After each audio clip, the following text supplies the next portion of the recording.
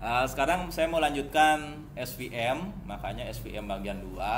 Nah, khusus untuk yang ini saya ambil banyak dari ChatGPT. Kenapa? Karena satu, banyak matematika yang saya nggak bisa tulis manual di PowerPoint. Sigma per apa lagi itu, kuadrat sih bisa. Yang tumpuk-tumpuk tuh ya, tumpuk-tumpuk tuh sulit bikinnya, bikin di sini sulit. Ya, itu kira-kira. Ya, ingat selalu SVM itu tujuannya adalah mencari garis keputusan, batas keputusan, gitu ya. Itu namanya hyperplane.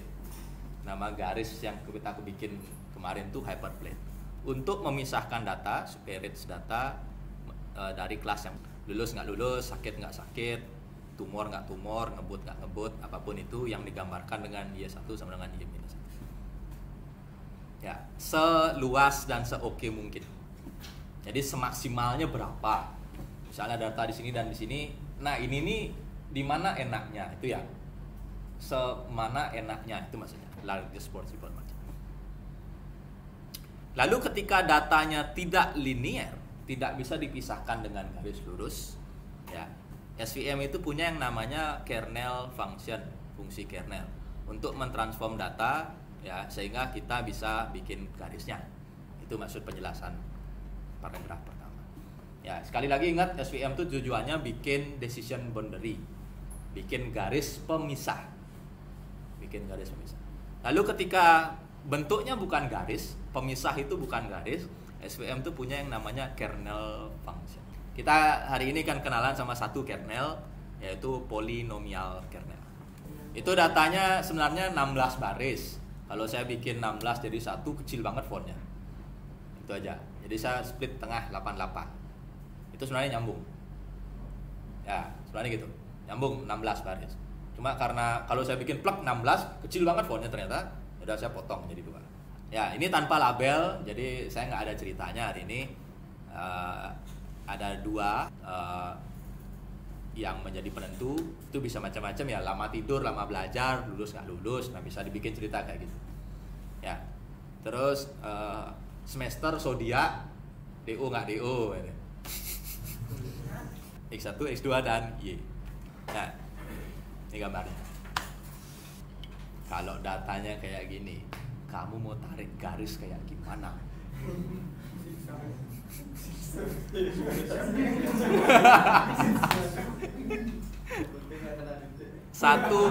Satu itu yang merah, satu. Ya. Ini kan data pertama kan X1, X2 nya 1, Y nya 1. Nah, yang ini dia. Ya, ngerti ya?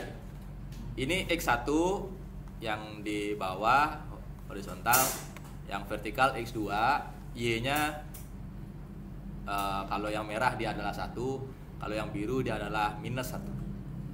Bisa memahami gambar ini? X1 itu yang di bawah ada 0 sampai 2 ya.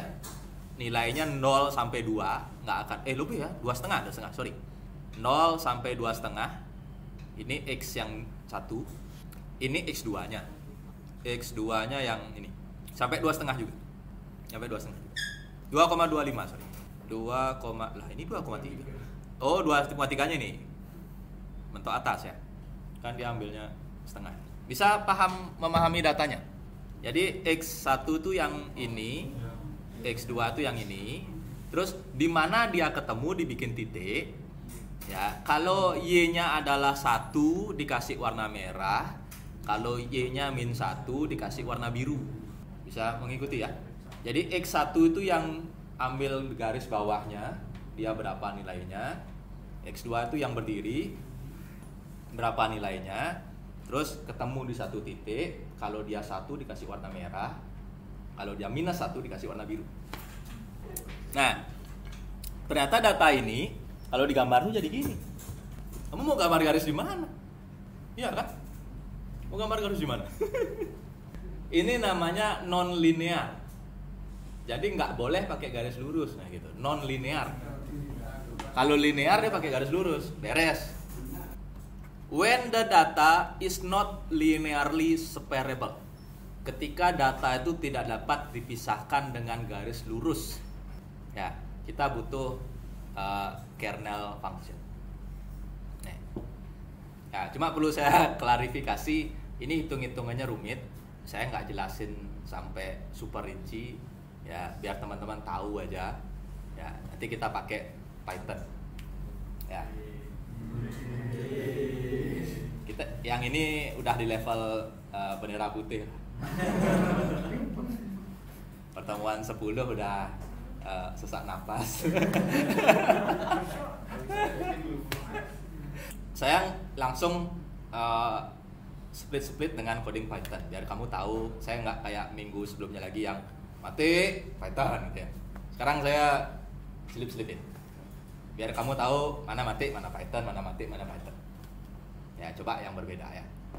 Jadi data yang kayak begini, X1, X2, dan Y, itu kamu bisa bikin di Python tuh kayak gini. Ini X1, ini X2, X1, X2, X1, X2, X1, X2. Ini Y pasangannya, Y1, Y2, Y3, dan seterusnya sampai Y16. Cara bikinnya gitu. Ya. Ini X1-nya, ini X2-nya, ini Y pasangannya. Ini X1-nya, ini X2-nya, ini Y pasangannya. Ini X1-nya, X2-nya, ini Y pasangannya. Terus gitu. Ini X1, X2, ini Y pasangannya. Terus manggil SVM bisa pakai library dari scikit-learn. Ya, ini buat matematiknya nanti pakai NumPy. Ini buat gambar aja nanti. Buat gambar pakai matplotlib. Itu aja. Ya, ini nama kernelnya, polynomial features. Ya, yang baru hari ini. Kalau kemarin sampai SVM aja.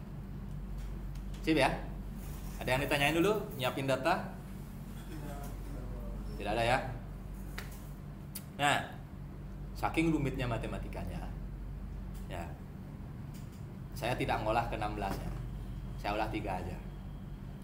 Itu maksudnya. Jadi kita memang punya 16 data, tapi kita nggak pakai semuanya, kita pakai 3 aja. Ya, gitu kira-kira maksudnya ini. Jadi nggak pakai 16, kita pakai 3 aja. Satu. Nih ya, satu merah.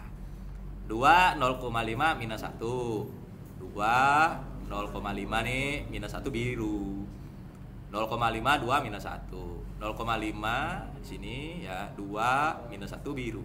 Ini kalau kamu tarik garis kira-kira akan jadi gitu ya. Kalau datanya cuma 3, bisa pakai SVM kemarin. Ya, tapi kalau datanya kayak tadi. Ini ya, kita ambil 3 data. 1 2 0,5 0,5 22 0,5 2. Yang ini loh ya. 1 2 0,5 0,5 2. Nih, X nih. Y-nya ini 1 minus 1 minus 1. Dah. Bisa dipahami segitu. Nah, ada fungsi matematika yang dimana kalau 6 nilai ini dimasukkan ke situ jadi nilai alfa ini. Ini namanya fungsi optimasi. Ya. Jadi nilai ini inputnya, nilai ini outputnya lewat fungsi yang namanya fungsi optimasi. Jelas dulu. Ya, jadi ambil 3 data, ya X dan Y, dimasukin ke situ, keluarnya ini. Ngerti maksudnya ya? Ambil 3 data doang, masukin, ada nilai yang keluar. Jelas? Makanya saya bilang saya tak mau cerita matematikanya. Tak perlu lah kita sampai sini. Habis papannya kalau nulis nanti. Jadi alfa ini dicari lewat sigma 1 sampai n. Alfa 1 dikurangi setengah sigma 1 sampai n untuk i, j1 sampai n kali. Enggak ngitung enggak. Yang penting kamu tahu yang mana jadi input, yang mana rumusnya, yang mana hasilnya. Dari ceritanya awal 16 data itu. Itu yang penting. 16 data diambil 3, lalu ada rumus fungsi optimasi, masukin ke situ, keluar nilai lagi. Kenapa saya bilang tidak perlu ngitung itu, ada fungsi Python-nya. Oke, yang ini dulu bisa dipahami. Udah dapat nilai 0,8, 0,5, 0,3. Yang ini udah dapat loh ya. Berikutnya dengan nilai 0,8, 0,5, 0,3 kita punya rumus ini. Udah ada rumus nih. Ini bawaan kernel polinomial. Ya, kita punya rumus ini. Ya. Terus nanti kita akan langsung uji nilai 1,5, 1,5. 1,5 positif ya. Merah ya. Merah. Nah, tadi kan kita ngolah 3 nih aja. Ya. Sekarang kita coba nih. 1,5 tadi apa? Itu maksudnya. Test a point. X test 1,5. Ini rumus kernel doang, polinomial kernel. Dengan C adalah 1 dan D adalah 2. Jadi yang ini 1 nilainya, ini kuadrat. Oh, jangan terkejut. Ini koordinatnya 11, 2, 0,5, 0,52. Kelihatan ya? Ini koordinat yang 3 angka tadi. 11, 2, 0,5, 0,52. Soalnya, datanya. Ini yang mau dites. 1,5, 1,5. Tinggal ditambah dan kali aja. Tambah jadinya 16 segini. Karena munculnya barengan aja kamu terkejut. Ya. Ini adalah data kita 11, 2, 0,5, 0,52. Ya. 1,5 adalah yang ini, yang mau dites. 1,5, 1,5 dan seterusnya sama. Ya udah, tinggal dikaliin aja. Ini kali ini, tambah ini kali ini. Ya, kan kelihatan ya. Terus C sama D-nya 1 dan 2. Dimasukkan ke ini, ke fungsi ini. Yang mana yang awal ini adalah data awalnya, yang ini adalah yang mau dites. Itu cuma tambah dan kali aja. Oke, bisa ngikutin? Bisa. Ketemu lagi yang tidak mau saya bahas. Nah, langkah keempat, ini saya potong sampai stepnya ya. Jadi ini step 1, ini step 2 and 3, ini step 4. Nah, tadi kita udah dapat 0,8, 0,5 dan 0,3. Ya. 0,8, 0,5, 0,3. Terus yang kita tes itu 1,5, 1,5. Ya. Terus kita dikasih rumus lagi. Ya. 0,8, 0,5, 0,3. 0,8, 0,5, 0,3. Ini Y-nya 1, minus 1, minus 1. 1, minus 1, minus 1. Ini adalah angka yang kita dapat di perhitungan slide sebelumnya. 16, 22, 22. 16, 22, 22. Jelas ya? Dirangkai gitu aja. Dirangkai. B-nya tetap jadi B. Ya. 0,8, 0,5, 0,3. 1, minus 1, minus 1. Ini angka yang di sini. 16, 22, 22. 16, 22, 22. Itu karena cuma plus min dan kali aja, kita bisa kompres. Ini jadinya ternyata adalah 12,8. Segini jadinya minus 11 sekian. Plus ini jadinya minus sekian plus B. Dihitung lagi jadinya minus 5,25 plus B. Sin ini pembulatan aja. Ya, pembulatan. Maksudnya kalau 0,5 ke bawah jadi 0, 0,5 ke atas jadi 1. Itu maksudnya pembulatan. Oke, yang ini bisa ngikutin.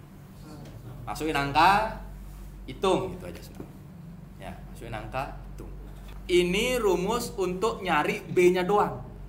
Kan tadi di sini nggak ada B-nya. Nggak ada B-nya nih. Ini rumusnya nyari B-nya aja. Ya, ini yang saya bilang terlalu rumit. Ya. Cari B. Nah, singkat cerita dapat B-nya 6. Ya, sehingga 6 itu dimasukin ke sini. Ya. 6 ini masukin ke sini, jadinya 0,75 dibulatin jadi 1. Terus langsung ketemu magicnya, ya. 1,5 adalah 1.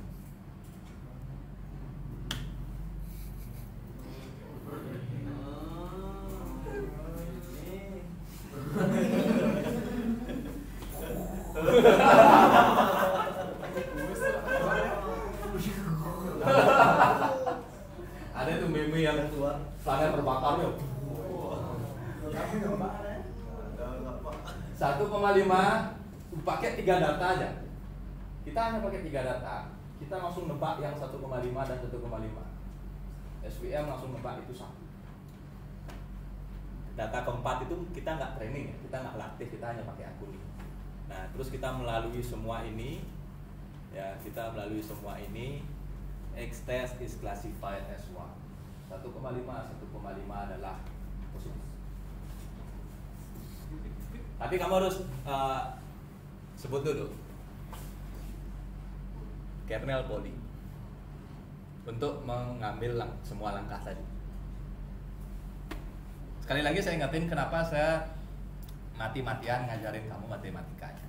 Ya, bahasa pemrograman framework itu ikutin zaman. Ya, tapi kalau kamu kebayang setidaknya tahu alur lah. Oh, matematikanya kayak gini. Siapa tahu orang-orang besok nggak pakai Python lagi. Ya, siapa tahu kan. Cuma kan kalau kita tes semuanya kayaknya ngaco karena dia cuma belajarnya dari 3 aja. Ya, kurang banyak belajarnya. Ya, tapi lumayan ya, baru 3 doang nebak 1 langsung bener. Kalau digambarin itu ini yang 3 awal. Ya. Itu yang udah tadi 1,5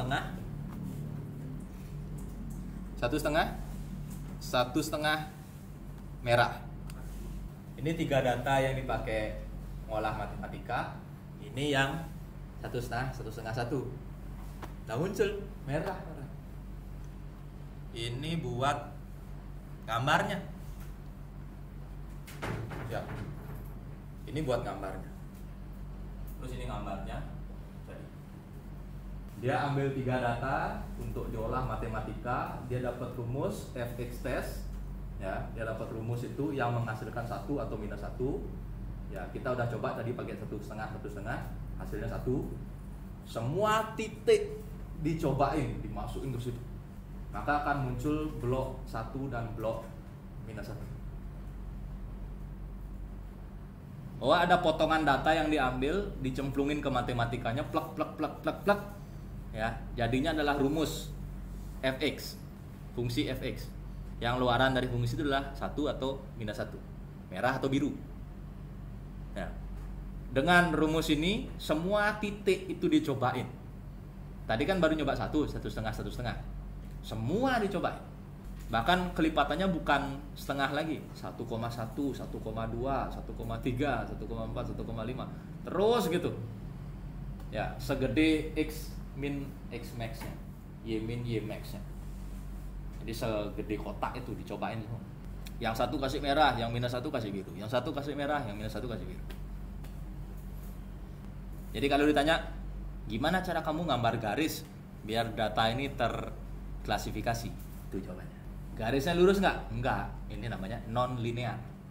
Jadi menurut SVM, ya, nanti di berikutnya data tuh yang di sini tuh pasti positif. Ini laser saya nggak kelihatan, sama-sama merah ya. Situ. Nih. Kalau udah di sini pasti negatif. Segini nih negatif, segini nih mulia pas.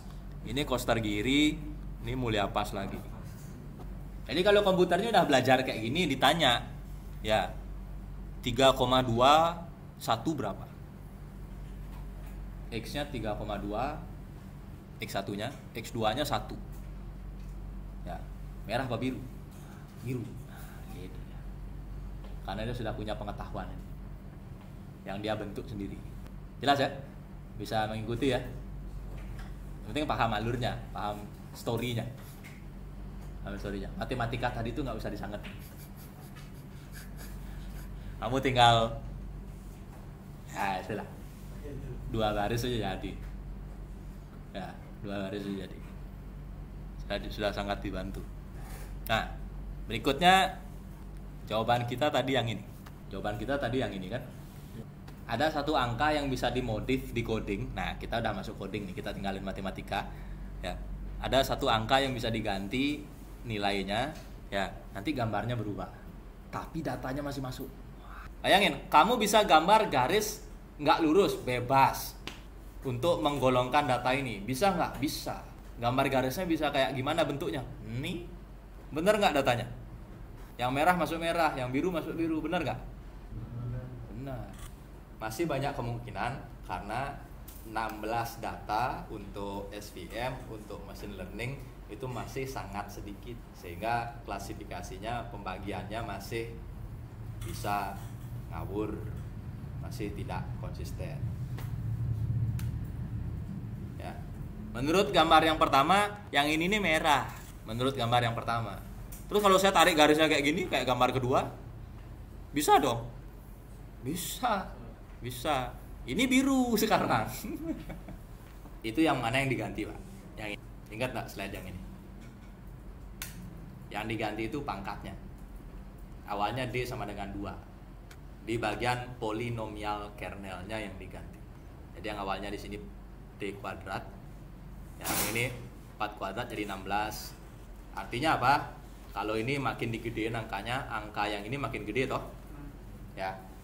Angka ini kan tadi nanti berikutnya digunakan untuk penjumlahan, perkalian dan seterusnya. Nilainya akan makin. Jadi angka itu bisa dimodifikasi. Ini D2, D3, D4, D5, 6, 7, 8, 9, 10. Dan bisa kelihat ya, 2, 3, 4, 5, 6. 6 dan seterusnya gambarnya nggak berubah. Ya, hanya di 2, 3, 4, dan 5. Biasanya orang mainan SVM itu sampai di 2, 3, 4, 5, 6 aja. Dia bikin yang berbeda. Kita udah buktiin 7, 8, 9, 10 ternyata gambarnya sama. Jadi SVM itu bisa bikin garis dengan modifikasi nilai D di kernel polinomialnya itu. Degree of the polynomial kernel. Ya, degree itu ternyata sudut. Ya, jadi pangkat di atas itu pengaturan sudutnya. Ya, makanya bentuknya bisa beda. Kalau nanti yang bagus tuh 2 atau 3. Ya, nih. 2 atau 3. Ya, yang bagus tuh kira-kira yang ini atau yang ini. Kalau datanya makin banyak, ya makin bagus kan, nanti bisa lebih jelas lagi. Datanya cuma 16 sangat sedikit. Ya, yang bagus tuh 2 atau 3. Kalau nanti semakin besar angkanya, nanti bisa jadinya overfitting. Istilah yang sangat populer di machine learning. Ya, overfitting. Terlalu kaku.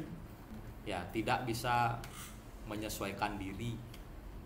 Terlalu berpatokan pada 16 angka itu. Sehingga agak jauh sedikit data berikutnya salah. Ya, karena patoknya cuma 16 itu aja ya. Terlalu fit ya data ininya, modelnya terlalu fit. Terlalu kaku. Contohnya misalnya ini ya. Ini kan merahnya kan dia cukup lebar ya kalau kamu perhatikan ya. Nih merahnya cukup lebar kan ya. Agak gendut lah itu ya. Sebenarnya dia bulatnya ini agak gendut. Kalau kita pakai degree 2 dan 3, gendutnya masih ada. Gendutnya masih ada. Nih ya. Logika aja ya. Jadi kalau di seputaran sini masih nggak terlalu jauh ya, di sini gitu ya. Kan kayaknya idealnya masih merah gitu ya.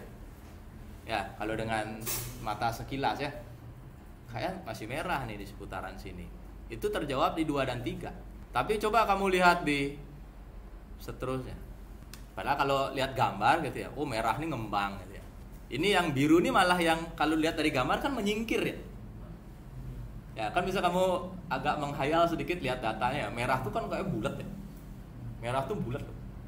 Ya, ada bulatan di tengah. Biru nih yang lihat minggir gitu. Kalau lihat bentuk data kan. Nah, itu dijawab di 2 dan 3. Ya, jadi 2 tuh ya merahnya gendut, birunya minggir-minggir. Ya. Nah, ternyata kalau makin gede nilai degree-nya, merahnya yang jadi kurus. Ya, didorong sama birunya. Ya, bahkan ini degree 10 nih. Ya, makanya idealnya 2 dan 3. Ya, nanti overfitting. Ya, terlalu kaku datanya. Selain itu, kan tadi D itu kan kuadratnya. Kalau kuadratnya cuma 2 atau 3, angkanya kan nggak terlalu gede. Sekarang bayangin tuh angkanya 9 atau 10. Dikuadratin 9. 2 pangkat 9. 2, 4, 8, 16, 32, 64, 128, 256, 512. 2 pangkat 9 aja 512. 2 loh, pangkat 9. Jadi 500. Bayangin kalau itu bukan 2. Itu maksudnya. Itu bisa jadi computationally expensive. Yang gini-gini kan dia butuh pemrosesan. Orang mainan AI itu kan zaman sekarang kan butuh VGA kayak gitu ya, butuh GPU. Kalau makin gede kita ngeset kuadrat itu, ya berarti butuh power komputer yang gede juga. Butuh training yang lebih lama. Sama satu lagi, kalau angkanya kegedean nanti numerical stability. Bagaimanapun fungsi-fungsi terus library tadi ya sedang dikembangkan juga. Ada orang yang bikin juga. Mereka tuh nggak bilang produknya dia stabil, nggak. Scikit-learn itu ya bisa error juga. Kamu lihat tadi rumus di belakang layarnya itu yang sigmanya baris 3 tuh. Itu kalau dimasukin angka 9 gitu. Makanya nggak direkomendasikan degree-nya terlalu tinggi. Pakainya 23, 56 paling mentok. Udah dibuktikan dengan gambar juga. Ya, 6 dan seterusnya malah sama aja. Terus kalau kamu pengen tahu yang saya bikin ini udah bagus apa belum? Nah, yang saya bikin itu udah bagus apa belum? Kita bisa pakai metode sederhana. Kita bisa pakai misalnya kalau tadi kan 3 ya. Kita bisa pakai 8 ya. Ini untuk latihan. Istilahnya training. Terus kita bisa pakai 9 sampai 16 ya untuk ngetes. Ya, ini perbandingannya 50 banding 50. Kita bikin fx itu dengan data ini. Data ini kita uji nanti. Ini untuk bikin nih rumusnya, yaitu kebentuk pola kayak tadi. Ini kita tes. Ya. Ini kita tes. Ya, coba masuk ini dan ini. Jawabannya ini loh, tapi di situ gimana? Kita masukin ini dan ini, jawabannya ini loh, di situ gimana? Ya, kita bisa ngitung akurasi. Akhirnya gitu nanti. Jadi punya data 16, kita pakai setengahnya untuk bikin fx, lalu kita pakai yang ini untuk nguji. Ya, kira-kira gambar yang kita bikin tuh masuk nggak dengan ini? Ya, bagaimanapun ini data yang benar. Ya, ini data realnya. Jadi ini kita pakai belajar untuk bikin fx, ini kita pakai untuk nguji. Ya, ini dan ini loh jawabannya. Oh benar. Ini dan ini -1, wah salah. Rekap aja. Ya, jadi dalam perjalanan SVM tadi ada 4 rumus. Ya, fungsi optimasi, kernel polinomial, fungsi keputusan, decision function, sama nilai bias yang B, nilai bias. Rumus optimasi yang di awal banget, kernel polinomial yang ada pangkat D-nya. Ya, decision function sama nilai bias. Ada 4 matematika yang bisa ditulis pakai 2 baris coding Python doang. Kernel poly SVM fit.